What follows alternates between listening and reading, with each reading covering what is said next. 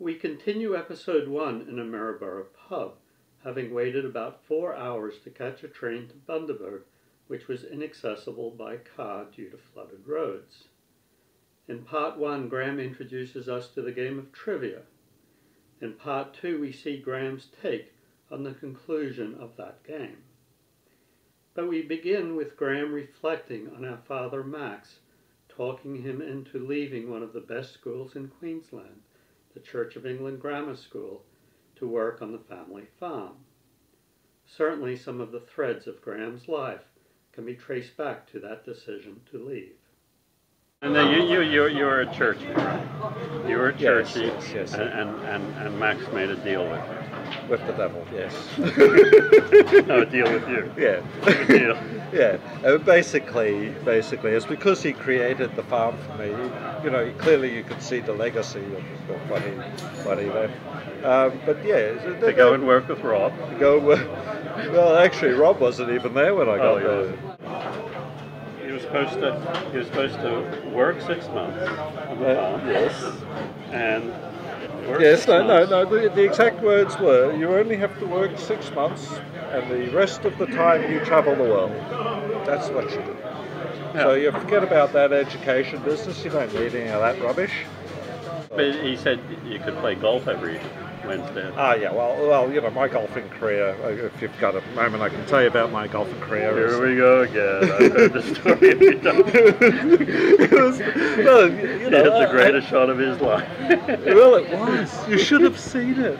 It was glorious. It was just straight down the middle. It was like God had wings and it grabbed the ball. It was sailing it and it landed beautifully. It was like, and everyone was in awe of the greatness that they'd seen before them. And if they weren't, they soon were, because Max made sure that they knew how magnificent that was. And he skited and he bragged and he said it was just incredible. And so by the time it took the walk that distance, needless to say, the next shot was sliced onto the tracks. And the comments from the great man, Max Carnes, he's only learning. Needless to say, my golf career ended that day. Well, he picked you up pretty high, didn't he? And dropped me from that same height, straight on my head.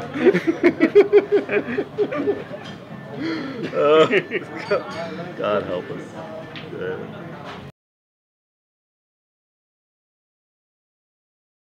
She's got the board out. She's got the board. This is it. Yeah, this is it. She's about to tell them who has won. Everybody is very excited here. This century's trivia night.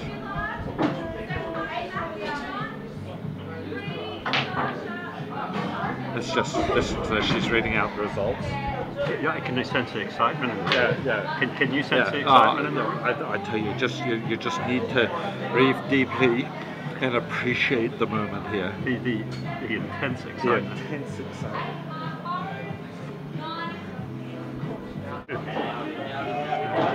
It's a bit hard to actually describe what's going on in the resetting up of the chairs after the carnage that was seen earlier today.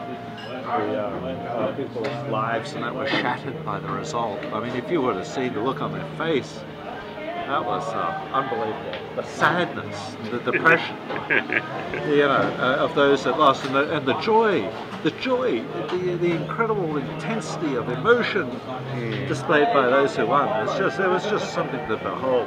Incredible. So what you're now witnessing. So how long have we killed you? Well, you know, waiting for the train. The train. Have I gotten older? Let me tell you. Where the game is broken up. Well, what you just witnessed, I forget all that conversation, what you actually witnessed here was the transformation of the... She was actually a tall brunette. They had to set up the tables.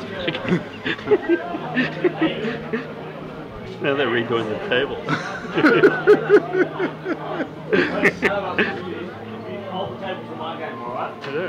I'm sorry, but this has been too much for me. Hey, she's beating me. Because she's rather not bad either. That girl's not bad either. She's not a bad sort either. Long and And lean. she's wearing long and lean. Yeah. She's long and lean. Yeah. We have about 2 hours to wait. No, 3 hours to wait. Anywhere else on the planet, we would have been easily on the train now. But life has a different dimension down here. Life is promised land time. Now, where are we, Greg? We're actually in a different, sort of like you've seen these movies around. I'm interviewing. Now I'm interviewing you. She's not a bad sort. Huh? Yeah, I said that. I'd already ascertained her credentials. Very fine. Credentials. In fact, I always love a girl that you don't need. Right. Okay, now where were we? Yeah, no, it's a different dimension here. What you got to understand is that In Maryborough? yeah, well, time actually folded itself here. Like time can be expressed in like this. Time is like this, right? So you wake up in the morning and you have all this, and that is normally time. But here, time is compressed itself.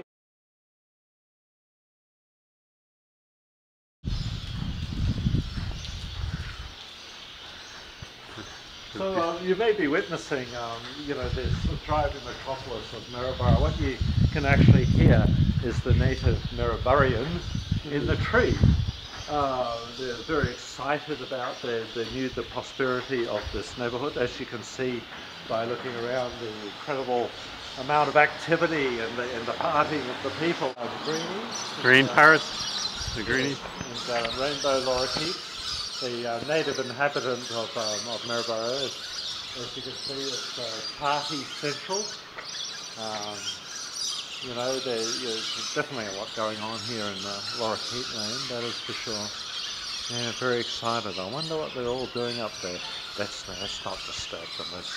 I think they're planning on a bit more of private action. The Lorikeet, that is. Yeah, no, we'd better move on before they notice we're here. I don't think they'll take too lightly to us. You mean there's more action in the Lorikeet world than there is in the... Clearly. Clearly? Clearly. In fact, we need to be very careful we're not spotted. We're not spotted. So, we'll be identified as an intruder and we'll be sent on our way. The surrealness of the railroad station. Welcome to... Well, there are those that might suggest that this is the Twilight Zone. I'm here to tell you that it is. What you are witnessing is something completely different. Something completely different. The cultural experience. Today, we step back. And the ending of a journey that started many 3 days ago. 3 days ago, and now we are on a train. Count your chickens. Oh, actually, There's the Australian philosophy of it could be worse.